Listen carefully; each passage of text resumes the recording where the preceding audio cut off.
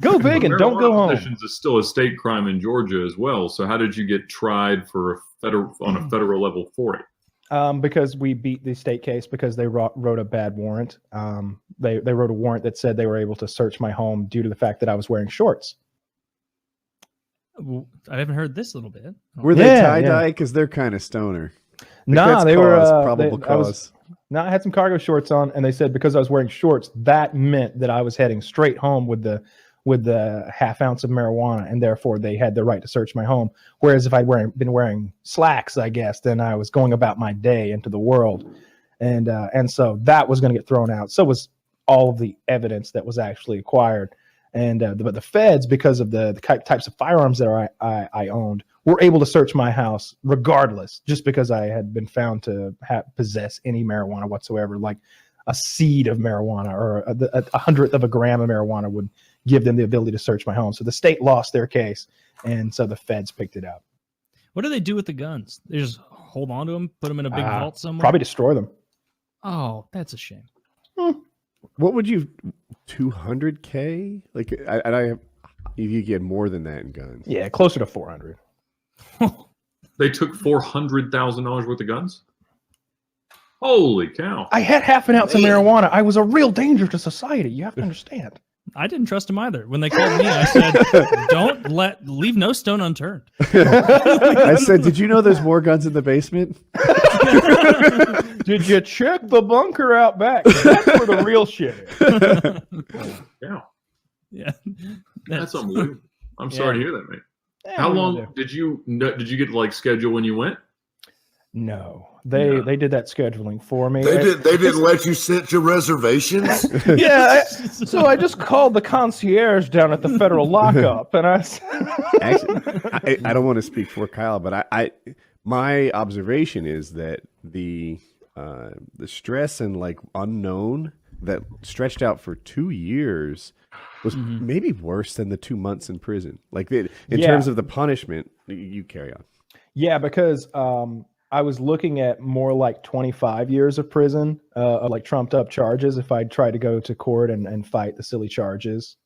So that's the reason I pled guilty, is because some of the charges I pled guilty to are not accurate. I pled guilty to intent to distribute as well, because they said that my girlfriend had smoked marijuana at my house one time, and that I had distributed marijuana to her in that manner, and so that was a crime. But I couldn't. If you went away that long, it would have been funny for me and Woody to do the show next week and been like, it's only 1,200 weeks until Kyle returns to the show. Like, the listeners know, but you guys might not. Like, one of the charges was owning a firearm with a destroyed serial number. Now, what happened was he bought a brand new firearm. He bought it from a gun store legally. Everything is on the up and up. He took that brand new firearm and shipped it to a professional firearm coding person to give it like, cool camo or another color or something like that. And then it turns out that person had gotten paint in the serial number, and now they're accusing Kyle of destroying or defacing a serial number, which is a 10-year mandatory minimum federally. So that's the kind of like, I don't know, the threat that he was looking at. And they were looking at like an enhancement per gun up to like, I don't know if it's up to 5 guns or up to 10 guns, but they can add like, it's like 2 years per gun up to 10 guns, I think, which is like 20 years. That they could tack on. Even the guns had nothing to do with marijuana. Those type of laws are meant to punish drug dealers who are carrying a pistol while they deal drugs, and it's like, oh, you can't steal my drugs, I'll shoot you, or you better pay for those drugs or I'll shoot you. That sort of thing. People who are in that kind of business, not for people who like have a shotgun in their closet way back at home and they smoke some marijuana at a concert, and that's how they're kind of applying the law. So they were threatening me with like roughly 25 or 30 years or something like that if I didn't plead guilty to some pretty nonsensical charges. Goodness gracious. Yeah, and then of course the cost of going to court. Ed and Rabbit is co-counsel. I feel like I could do an afternoon. All right, I'll meet you in the middle. Right smack dab in the middle. I mean, that's a warning. I give a warning. That's pretty much how it went. Like we started at 25 or 30 years, and then it was like maybe 5, and then it was like and as early as like 5 months ago, it was like 2 to 3. you know, and then it was like, shit. And then we finally negotiated down to this crime that's 0 to 6 months, and then it's up to the judge's discretion. And then he gave me 2. So yeah, we had a fun little time. And then just got out, but got out 2 weeks ago. I'm enjoying freedom. Yeah, it's good to be. Hey, what's back. the coolest thing about being out? My guess is controlling the light switches on your own, but sure, that's awfully nice. What time it is? We've got a clock, and Okay. it moves very slow. How about that? Especially when you're watching it. I just stare at all day. I don't know, man. Having my computer, being able to play video games and stuff, like having a cell phone is huge because, like, if you have one in there, they send you to solitary confinement. You're not really allowed a cell phone in there. Sex, fucking all the you any can kind do of that food. in prison, Kyle. You can almost did, and any kind of food. What was the that first I thing want. you wanted to eat? I got fajitas. as soon as I got out. First, I I had was been going to thinking say about pussy. Yeah. that would have been funny. I really wanted. What's the worst meal you had in prison? See, I did a pretty good job of like I lost 35 pounds in prison because I didn't eat very much at all. But I ate mostly chili. Like they had these pouches of chili that you just tear the top off, dump it in a bowl and microwave it, and they're 300 calories each. So I just eat one of those a day and put a bunch of hot sauce and jalapenos in it. But the prison food's good. It's like cafeteria food at high school. It's not great. So they didn't have like what's the little bars they used to have? What they call like Nutra bars or whatever. You know what I'm talking about? Like it was like Nutri-Grain bars. Kind of like no. This is like a meat patty that was kind of ground up of. It was the hot dog of hamburger meat. Like yeah, I feel you. Yeah, lips and assholes. No, there were days like one day a week we would have like what was basically like Popeye's fried chicken. And like once a week there would be pizza, and once a week there'd be like their version of fajitas, which was like grilled chicken and tortillas and beans and rice. It was good food. It was fine. See, this is the thing here at Greenville County. My attorney, who's a really good friend of mine, we grew up together. We were joking around. He said, if you're going to commit a crime, you want to do it on a Friday if you're going to get arrested, because Friday is hot dog day at the Greenville LEC. He said, I've got people that are incarcerated, but will stay another day to get hot dog day. Apparently, they got some damn good hot dogs at the Greenville LEC. Oh, my goodness. Maybe they have like Ballpark Franks or Hebrew Nationals. Hebrew Nationals or something. I sold some cars to a guy who his business was food to prisons, and the budget was like 15 cents a meal or something. It was crazy. That's county. That's what it's like. Have you ever sold wholesale hot dogs before, Ed? No. 15 cents is a damn good hot dog. I'm just saying. In county, they told me that I was like, what is this food, boys? What are we eating here? Because it's like a boiled egg and 2 sausages that look like my finger, but rotten, and like some oatmeal with nothing in it whatsoever. And I was like, what is this? And they're like, their budget it was like 9 or 15 cents a day or something like that. So it was just, I was like, I got some money. How about I make a phone call? I'll have $400 sent here in an hour, and look, I get it. You can't just feed me. Feed all the boys. Go to McDonald's and go wild. like, this is outrageous. Mr. Moneybags over here with his monocle and his call a friend for money.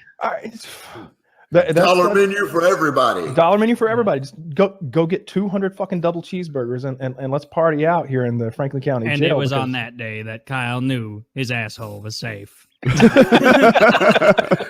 that was the day that Ronald McDonald saved Kyle's ass. I definitely would have done that. That food was so bad. I lost a good bit of weight in like the 3 or 4 days I was in county jail, like a shocking amount for such a short period of time, because I just didn't eat for 4 or 5 days. That was no good. I had so many prison questions for you, but we've covered so much. I'm trying to think. Did you have any more in the stockpile that you were intentionally saving?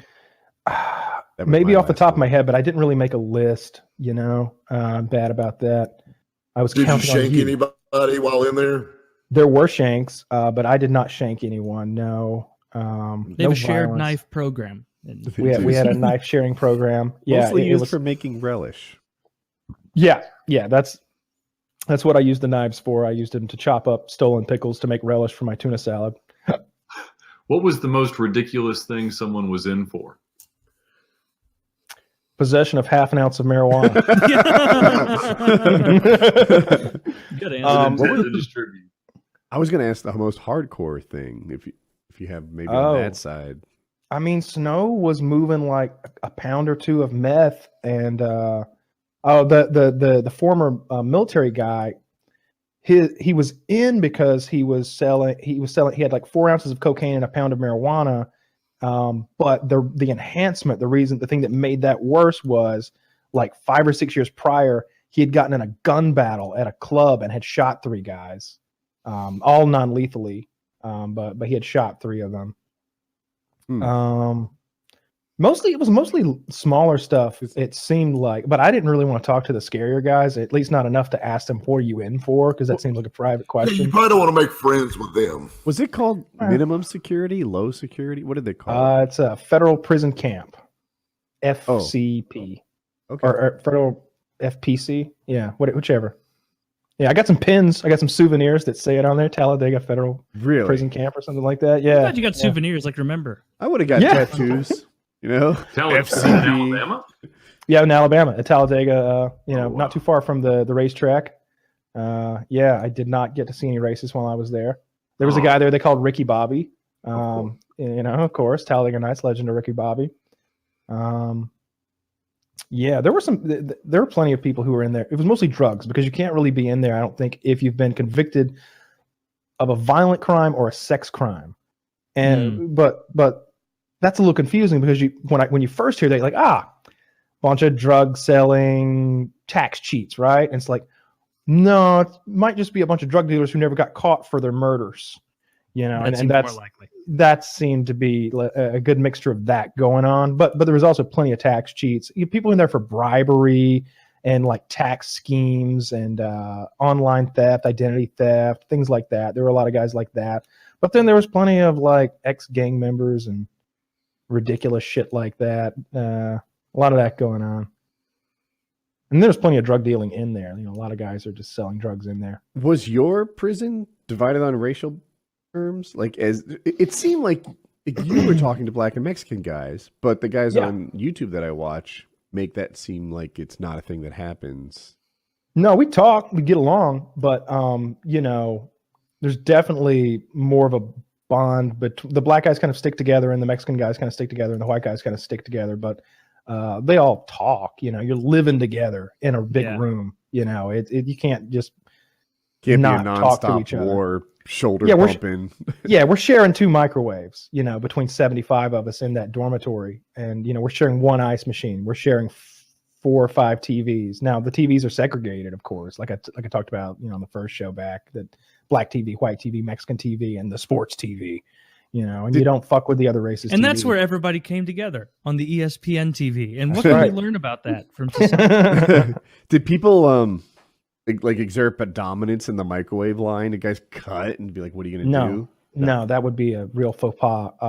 No, everybody was pretty cool about that. And even like, if you were about to like make a whole big chili bowl of soup or something like that, which a lot of people just throw everything in a bowl and microwave it, just mackerel fillets and ramen noodles and melted cheese and all kind of bullshit. But and that might take 10 minutes to cook up. They'd fry rice in there. They'd pour oil and rice and fry the rice in the microwave.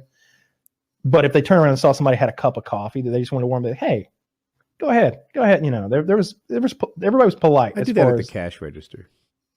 yeah, sure. You've got one item and the guy behind you has or you've got a whole cart and the guy behind you has one item. Or the come guy on, come on. seems old. Yeah, you can't stand for too long. Yeah, So there you was see the definitely polite. guys making the kits, like they're cooking up stuff in their room, like out of crush up chips and make like homemade burritos out of them Oh, or yeah. something. I saw. There's a one guy of my- on YouTube that does that, shows you how to make them at home. Yeah, Why absolutely. would you There was want to?